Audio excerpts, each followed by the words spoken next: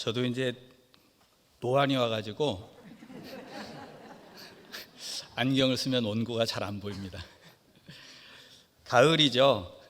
저에게 가을은 어디론가 훌쩍 떠나고 싶은 계절입니다. 그래서 해마다 가을이 되면 마음이 뒤숭숭해져서 그것을 다잡느라고 거의 사투를 벌이다시피 하는 일이 매해 반복되곤 합니다. 그런가 하면 가을은 시를 쓰고 싶게 만드는 계절이기도 합니다. 가을이 되면 시적인 문구 한두 절 정도는 떠올려 보게 되고 또 그것을 종이에 끄적여 보는 분들도 꽤 많이 계실 것입니다. 평소에는 시에 별 감흥이 없던 분들도 가을이 되면 누군가가 읊어주는 시구가 별 거리낌 없이 받아들여진다거나 혹은 그것이 뇌리에 감겨드는 경험을 해보신 적이 있을 겁니다. 또 가을이 되면 뭔가 알 수 없는 쓸쓸함에 젖어들면서 삶을 곱씹게 되는 순간들이 많아집니다. 그만큼 가을의 햇빛과 풍경과 바람결은 우리를 일상에 대한 열정으로부터 떼어내어서 삶의 깊이를 들여다보게 만드는 힘을 가지고 있습니다. 그래서 이 가을은 그 어느 때보다도 더욱더 예수님 이야기를 되새김해 보기에 참 좋은 계절이기도 합니다. 우리의 삶은 그 무엇보다도 예수님 이야기에 비추어서 우려낼 때 가장 깊고도 온전한 맛을 드러낼 수 있기 때문입니다. 그래서 오늘은 예수님 이야기, 그 중에서도 마태복음이 들려주는 예수님 이야기를 함께 음미해 보고자 합니다. 한 달 반쯤 전에 중고등부 학생들 앞에서 설교를 한 적이 있습니다. 저는 청소년 시기에 예수님 이야기를 할 수만 있으면 많이 반복해서 듣고 읽고 말해보고 또 음미해 볼 때 예수님의 사람들로 자라날 수 있다, 그런 생각을 가지고 있습니다. 그래서 중고등부 학생들과 만나는 김에 예수님 이야기를 함께 나누었습니다.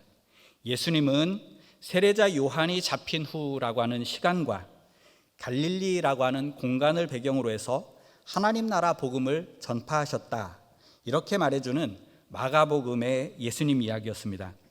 그때 말씀을 준비하면서 이렇게 각 복음서가 들려주는 핵심적인 메시지를 중심으로 예수님 이야기를 쭉 정리해 보는 것도 참 좋겠다, 이런 생각이 들었습니다.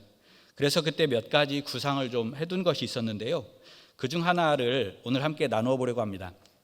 우리는 마태복음, 마가복음, 누가복음, 그리고 요한복음, 이렇게 총 4권의 복음서를 가지고 있죠. 이 4권의 복음서들은 공통점도 가지고 있고 또 각기 다른 특징점들도 가지고 있습니다. 가장 크고도 중요한 공통점이라고 한다면 그것은 이 4권의 복음서 모두 예수님 이야기를 전해준다 하는 것이겠죠. 그런가 하면 각각의 복음서들은 그 나름의 특징점들을 가지고 있어서 우리가 예수님의 모습을 조금 더 구체적으로 그리고 입체적으로 볼 수 있도록 도와주고 있기도 합니다. 그래서 우리가 예수님 이야기를 공부할 때는 이 4가지 복음서의 이야기들을 뭉뚱그려서 보기보다는 각각의 복음서가 가지고 있는 특징점들을 잘 살펴볼 때 예수님을 조금 더 잘 알 수 있게 됩니다. 오늘 우리가 읽은 신약의 말씀은 마태복음인데요. 마태복음의 특징 중 하나는 예수님의 공생의 활동을 요약해주는 요약 구절을 가지고 있다 하는 점입니다. 예수님은 어떤 분인가 하고 누군가 물었을 때 예수님은 말이야 이러이러한 삶을 사신 분이야 하고 대답할 수 있는 구절입니다. 2군데인데 4장 23절과 9장 35절입니다. 이 가운데 4장 23절을 먼저 보면 이렇게 되어 있습니다. 예수께서 온 갈릴리를 두루 다니시면서 그들의 회당에서 가르치며 하늘나라의 복음을 선포하며 백성 가운데서 모든 질병과 아픔을 고쳐주셨다. 그 다음 9장 35절은 또 이렇게 되어 있습니다. 예수께서는 모든 도시와 마을을 두루 다니시면서 유대 사람의 여러 회당에서 가르치며 하늘나라의 복음을 선포하며 온갖 질병과 온갖 아픔을 고쳐주셨다. 거의 똑같죠. 차이점도 있는데 4장 23절에서는 예수님이 갈릴리 지역에서 활동하셨다, 이렇게 말하고 있고 9장 35절에서는 유대 지역을 두루 다니셨다고 기록하고 있습니다. 처음에는 갈릴리 중심으로 활동하시다가 뒤로 가면서 전체 유대 지역으로 활동 범위를 넓히셨다는 말이겠죠. 그리고 마태복음의 마지막 장면에서 예수님은 모든 민족들에게까지 그 활동 범위를 넓히라고 제자들에게 명령하고 있기도 합니다. 이렇게 복음의 활동 범위를 점점 넓게 잡아나가는 것이 마태복음의 중요한 특징 중 하나이고요. 오늘 우리가 살펴보려고 하는 것은 그렇게 활동 공간을 넓혀가면서 예수님께서 행하셨던 예수님의 행적인데요. 활동의 범위가 넓어지면서도 예수님의 행적은 달라지지 않았습니다. 갈릴리 중심의 활동을 요약하고 있는 4장 23절에서도 그리고 온 유대 지역으로 확장된 활동을 요약하고 있는 9장 35절에서도 예수님은 하늘나라의 복음을 선포하시면서 가르치고 고쳐주셨다, 이렇게 요약하고 있습니다. 다른 복음서들이 하나님 나라 이렇게 표현하고 있는 부분을 마태복음은 하늘나라 이렇게 표현하고 있죠. 하늘나라라는 말은 하나님이라는 말을 입에 올리기 꺼려하는 유대인들의 관습을 반영해서 하나님 대신에 하늘 이렇게 넣어서 하나님 나라를 하늘나라 이렇게 표현한 것입니다. 하나님 나라와 하늘나라 모두 같은 의미를 가지고 있기 때문에 저는 그냥 하나님 나라로 사용하겠습니다. 여기서 보면 하나님 나라 복음을 선포하셨다, 가르치셨다, 치유하셨다, 이렇게 세 가지의 동사가 나오는데요. 예수님의 행적을 통틀어서 한마디로 표현한 것이 하나님 나라 복음을 선포하셨다는 말이고, 그것을 조금 더 구체적으로 표현한 것이 가르치셨다와 치유하셨다, 이 두 가지라고 보면 자연스럽습니다. 마태가 보기에 예수님의 하나님 나라 선교에 두 개의 축이 있었는데, 첫 번째 축은 가르침이고 두 번째 축은 치유였다, 이런 말입니다. 가르침은 하나님 나라의 삶에 대해서 자세히 풀어서 깨우쳐 주시는 것이고, 치유라고 하는 것은 그 하나님 나라의 삶을 경험시켜 주는 일입니다. 이 중 가르침의 활동과 관련해서 마태복음은 5장, 6장, 7장에서 하나님 나라의 삶에 대한 예수님의 가르침을 꼼꼼하게 정리해 주고 있습니다. 그리고 8장, 9장에서는 예수님이 행하신 치유의 활동들, 즉 하나님 나라를 경험시켜 주신 이야기들을 모아서 전해주고 있습니다. 정리를 해보면 5장, 6장, 7장에 나오는 예수님의 가르침과 8장, 9장에 나오는 예수님의 치유 활동을 4장 23절과 9장 35절의 요약 구절이 앞뒤에서 감싸주고 있는 구조를 이루고 있음을 알 수가 있습니다. 4장 23절에서 예수님은 하나님 나라의 삶을 가르쳐 주시고 경험시켜 주셨다, 이렇게 요약을 한 다음에 5장, 6장, 7장의 산상수훈에서 하나님 나라의 삶에 대한 예수님의 가르침을 정리해서 말해줍니다. 그 다음 8장, 9장에서는 하나님 나라의 삶을 경험시켜 주신 예수님의 치유 활동들을 소개해 주죠. 그리고 9장 35절에서 다시 예수님은 이와 같이 하나님 나라의 삶을 가르쳐 주시고 경험시켜 주셨다, 이렇게 다시 한번 요약을 해주고 있는 것입니다. 그러므로 5, 6, 7장의 가르침 부분을 읽을 때는 하나님 나라의 삶을 가르쳐 주시는구나, 이렇게 생각하면서 읽어야 하고요. 또한 8장, 9장의 치유 이야기들을 읽을 때는 예수님께서 하나님 나라를 경험시켜 주신 이야기로구나, 이렇게 생각하면서 읽는 것이 바람직합니다. 예수님은 이 사건을 통해서 어떤 하나님의 나라를 경험시켜 주시는가 하는 것을 생각하면서 읽어야 한다는 말입니다. 오늘 우리가 읽은 신약의 본문은 그 하나님 나라 경험 이야기의 첫 시작에 해당되는 사건입니다. 그 내용을 살펴보면 예수님이 산에서의 가르침을 마치고 산 아래로 내려오시자마자 나병 환자 한 사람을 만났습니다. 그는 예수님께 고쳐달라고 간청합니다. 예수님은 그에게 손을 대시고 그렇게 해주마, 깨끗하게 되어라, 이런 말씀으로 기꺼이 그 사람의 질병을 고쳐주셨습니다. 그런 후에 예수님은 제사장에게 가서 내 몸을 보이고 모세가 명한 예물을 바쳐서 사람들에게 증거로 삼아라, 이렇게 말씀하십니다. 사건의 내용은 이렇게 간결한데요, 앞서 말씀드렸듯이 이 치유 이야기는 단순한 병 고침의 이야기가 아니고 하나님의 나라를 경험시켜 주신 이야기입니다. 그러므로 어떻게 하면 병원에 가지 않고 병을 고칠 수 있을까, 이런 눈으로 읽기보다는 하나님께서, 예수님께서 말씀하시는 하나님의 나라는 어떤 세상이고 그 하나님의 나라가 어떻게 경험될 수 있는가 하는 점을 이 사건 속에서 읽어낼 수 있어야 합니다. 이 말씀을 조금 더 깊이 들여다보면요, 먼저 예수님이 산 아래로 내려오시자마자 만난 이가 나병 환자였다 하는 것에 의미가 있습니다. 종교적인 글에서 산이라고 하는 것은 신적인 존재들의 거처인 하늘을 상징하고 신성한 권위를 상징합니다. 성경에서도 신의 산, 호렙산, 시온산 등이 그런 상징으로 많이 사용됩니다. 신의 산에서 모세와 이스라엘에게 율법이 주어졌듯이 마태복음의 예수님도 갈릴리의 어느 산 위에서 제자들에게 하나님 나라의 삶을 담은 가르침을 주셨습니다. 그것이 산상수훈이죠. 그리고 그 산에서 내려오자 곧 병든 사람을 만난 겁니다. 여기서 예수님을 찾아온 나병 환자는 질병으로 고통받는 한 개인을 넘어서 산 아래 세상의 모습을 상징적으로 웅변해주는 인물입니다. 산에서 내려오신 예수님은 단지 한 사람의 아픈 사람을 넘어서 병들어 신음하는 세상을 만나신 겁니다. 게다가 그 병은 나병이었습니다. 나병에 걸린 세상, 하나님 앞에 도무지 설 수 없는 세상, 썩어져가는 세상을 예수님이 맞닥뜨렸다, 그런 말입니다. 나병은 하늘이 내린 천형으로 여겨지던 병이죠. 특히 유대인 사회에서 나병에 걸린 사람은 공동체로부터 추방당하고 종교적으로는 하나님 앞에도 설 수가 없었습니다. 이 나병이라고 하는 병이 유대인 사회에서 얼마나 무서운 병이었는가 하는 것을 아주 잘 보여주는 것이 구약의 우시야 왕 이야기입니다. 오늘 우리가 읽은 열왕기에서는 아사랴라고 하는 이름으로 부르고 있고, 이사야서와 역대기서에서는 우시야라는 이름으로 부르는데요, 우리에게 조금 더 친숙한 이름이 우시야이기 때문에 저도 우시야로 부르도록 하겠습니다. 오늘 읽은 열왕기하 15장 2절을 보면 이 우시야 왕은 52년간이나 왕위에 있었던 사람입니다. 52년은 제가 아직 살아보지 못한 세월입니다.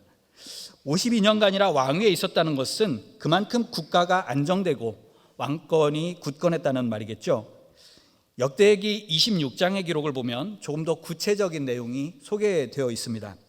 우시야는 군사력을 강하게 길러서 그동안 이스라엘 백성들을, 유다를 굉장히 많이 괴롭혔었던 블레셋 사람들, 유다의 남서쪽 지역에 있던 블레셋 지역을 평정했고 또 유다의 동쪽 지역도 평정을 했습니다. 국토를 확장하고 나라의 안위를 매우 든든하게 다져놓은 인물이 우시야였습니다. 경제적인 면에서도 굉장히 혁혁한 업적을 이루었는데요, 포도를 가꾸기 좋은 지역에는 포도원을 장려하고 또 어떤 지역에서는 곡식 농사가 더 적합하다고 판단하여서 곡식 농사를 장려하고 또 농사가 어려운 지역에서는 가축을 기르게 하는 등 국토를 아주 효율적으로 활용을 하도록 하는 정책을 펼쳤습니다. 또 곳곳에 물웅덩이를 만들어서 수자원을 효과적으로 관리하고 국토의 활용도를 높였습니다. 나라는 부강해지고 백성들의 삶도 훨씬 윤택해졌겠지요. 이사야서를 보면 이사야 예언자는 그런 우시야 왕이 죽자 그것이 나라의 큰 위기가 닥쳐오는 징조가 될 것을 깨닫고 새롭게 예언자 활동에 나서기도 하였습니다. 그만큼 이 우시야라고 하는 왕은 통치자로서 대단한 능력을 보여준 인물이었고 그 권력도 막강한 사람이었습니다. 이런 우시야가 어느 날 나병에 걸리게 되었습니다. 엄청난 통치력과 막강한 권력을 주고 있던 우시야였지만 그가 나병에 걸리자 그는 죽을 때까지 격리된 궁에 유폐되었고 그곳에서 생을 마감해야만 했습니다. 강력한 힘과 출중한 능력을 모두 갖추고 이사야 같은 예언자에게도 인정받던 우시야조차도 단숨에 권력을 잃고 유폐당하게 만들 만큼 나병이라고 하는 이 질병은 유대인 사회에서 무서운 질병이었던 겁니다. 예수님이 산에서 하나님 나라의 삶을 가르치시고 내려오자마자 만난 사람이 그 무서운 나병에 걸린 사람이었습니다. 예수님 앞에 맞닥뜨린 하늘 아래의 세상이 그토록 무섭게 병든 세상이었다는 말입니다. 이렇게 이 사건은 예수님 앞에 선 세상이 병든 세상, 썩어져가는 세상, 치유를 필요로 하는 세상이었음을 말해줍니다. 그리고 이 나병 환자를 고쳐주시는 치유의 행동을 통해서 예수님이 말씀하시는 것은 그 병든 세상이 치유된다는 것입니다. 그 썩어져가는 세상이 다시 깨끗하게 회복된다는 것입니다. 그렇게 치유되고 깨끗하게 회복된 세상이 바로 하나님 나라이고 예수님이 그 일을 이루실 세상의 치유자라는 것입니다. 예수님의 이 치유 행동 속에서 우리가 유심히 눈여겨보아야 할 대목이 손을 뻗어서 그에게 대셨다 하는 부분입니다. 당시 유대인들은 나병 환자와 접촉하는 것을 아주 엄격하게 금지하고 있었습니다. 접촉을 통해 그 병이 전염된다고 보았기 때문입니다. 참고로 말씀드리자면 오늘날의 의학 상식에서 이 나병은 피부 접촉에 의한 전염은 거의 발생하지 않고 눈물, 콧물, 침방울과 같은 비말에 의해서 전염이 되는데요. 그것도 아주 오랫동안 가까이 지낼 때만 전염이 이루어진다고 합니다. 또 한국 사람이라고 하면 거의 100% 맞는 결핵 예방주사가 이 나병에 대해서도 상당한 정도의 예방 역할을 해준다고 하고요. 치료제가 있어서 완치가 되는 병이라고 합니다. 하지만 고대 세계에서는 대단히 무서운 전염병으로 분류가 되었던 것이죠. 그리고 병의 전염 못지않게 무서웠던 것이 또 한 가지 있습니다. 하나님의 백성 공동체에서 추방당하고 하나님 앞에 설 수 없는 부정한 사람이 된다는 점, 이것이 병의 전염 못지않게 무서운 점이었습니다. 나병 환자와의 접촉으로 설사 병이 옮지 않는다고 할지라도 그 부정함은 즉각적으로 전염된다고 보았습니다.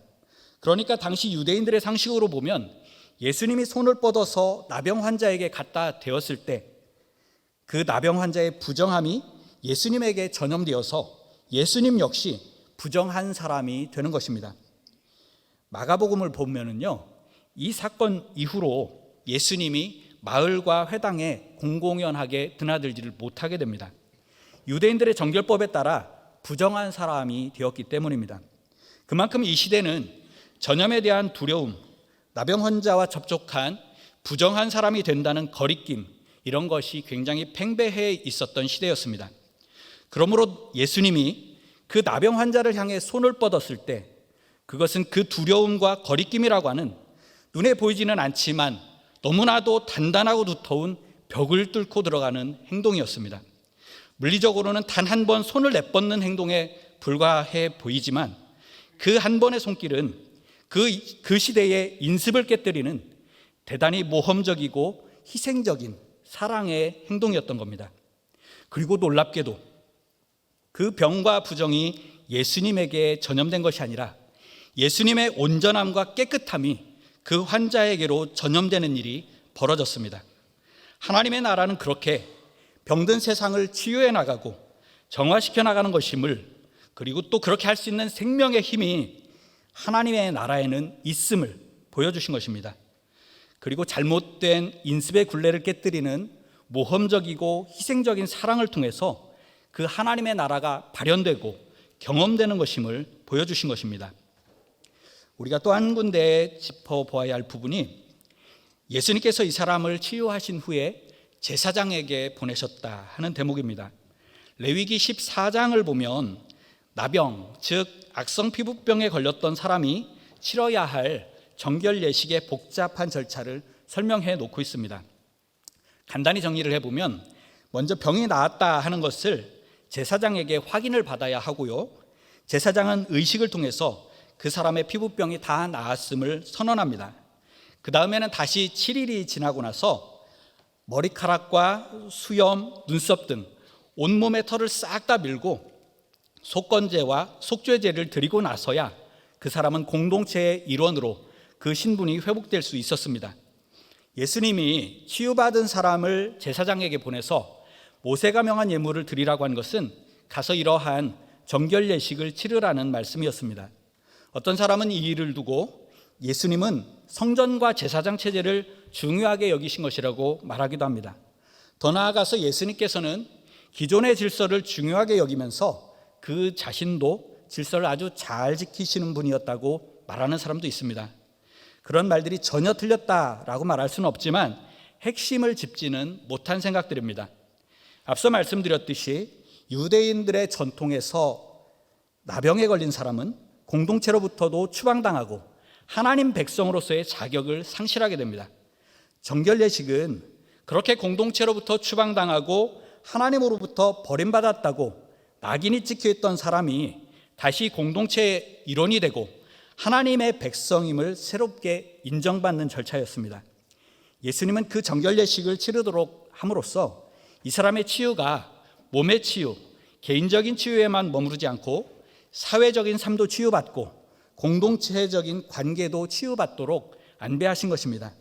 하나님의 나라는 개인적인 삶을 넘어서 사회적인 삶, 그리고 공동체적인 관계까지도 치유하는 것임을 확인시켜 주신 것입니다. 몸의 생명을 넘고 개인의 생명을 넘어서서 이 세상의 총체적인 생명을 살려내는 것으로 하나님의 나라를 경험시켜 주신 것입니다. 이와 같이 예수님께서는 하나님 나라의 삶을 가르쳐 주시고 경험시켜 주셨습니다. 예수님께서 하나님 나라의 삶을 가르쳐 주시고 경험시켜 주신 이유가 무엇이겠습니까? 그 하나님 나라의 삶을 살아라, 그런 뜻이겠죠. 마태복음의 예수님은 이렇게 하나님 나라의 삶을 가르쳐 주시고 경험시켜 주신 후에 10장에 가서 보면 제자들을 세상으로 파송하십니다. 가서 배우고 경험한 하나님의 나라를 살아내고 증언하라고 보내신 것입니다. 그 제자들과 함께 우리들 역시 하나님의 나라를 살아내고 증언하라고 세상에 보냄받은 사람들입니다.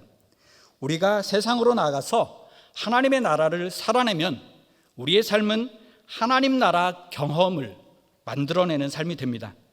우리의 삶이 하나님 나라 경험을 만들어내면 우리의 삶의 현장은 곧 하나님의 통치 현장이 되고 우리 곁의 사람들은 그곳에서 하나님의 나라를 경험하고 맛보게 됩니다. 하나님 나라 경험은 바로 우리의 삶을 통해서 만들어집니다. 오늘 본문 말씀에서 보면 인습이 만들어낸 보이지 않는 벽을 뚫고 들어가는 사랑이 그 하나님 나라 경험을 만들어냅니다. 오랜 세월 고립된 삶을 살아오던 나병 환자의 사회적 삶을 회복시키고 공동체적인 관계를 되살려주는 배려가 그 하나님 나라 경험을 만들어내고 있습니다. 이렇게 보면 하나님 나라 경험을 만들어낸다고 하는 것이 꼭 그렇게 거창한 것만도 아니죠. 우리가 나병 환자를 치유해내야만 한다라고 한다면 그건 우리가 할 수 없는 일이지만 지금 이런 일들, 인습이 만들어낸 그 벽을 뚫고 들어가는 사랑, 또 사회적인 삶과 공동체적인 관계를 회복시켜주는 배려, 이런 것은 우리가 얼마든지 만들어낼 수 있는 하나님 나라 경험입니다. 남성 위주의 가부장적인 삶에 익숙해져 있는 분들이라고 한다면 남자가 설거지나 청소 같은 일 한두 번 더 하는 것만으로도 하나님 나라 경험을 만들어낼 수가 있습니다.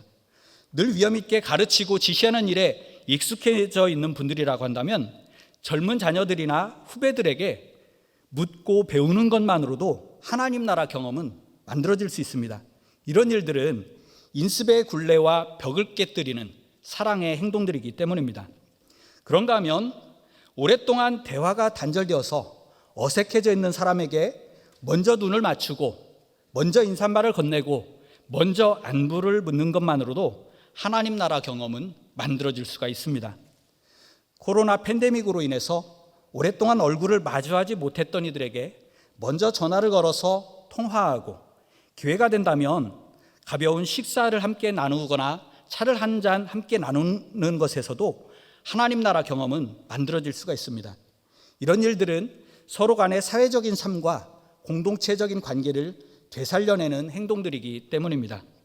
그 밖에도 그동안 우리가 힘써오던 용서하는 삶, 섬기는 삶, 배려하는 삶, 어려움 속에서도 주님을 의지하면서 인내하는 삶, 공동체의 유지와 활성화를 위해서 땀 흘리고 수고하는 봉사의 삶 등등등 그 모든 일들이 하나님 나라 경험을 만들어내는 일들입니다.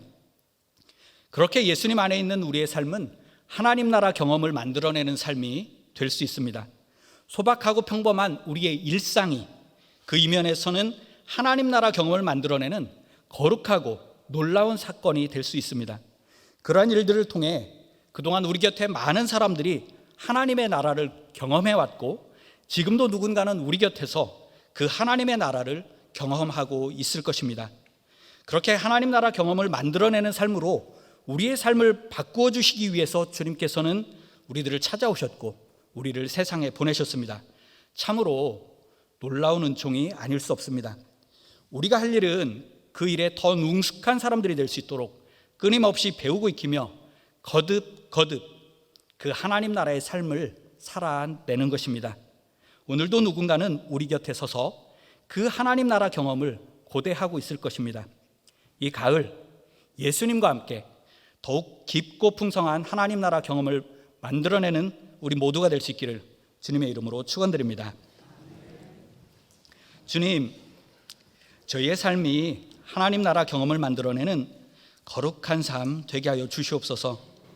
인습의 벽을 뚫는 사랑으로, 공동체적인 관계를 되살려내는 배려로 더욱 깊은 하나님 나라 경험을 만들어내는 이 가을이 될 수 있도록 말씀과 성령으로 저희를 인도하여 주시옵소서. 예수님 이름으로 기도합니다. 아멘.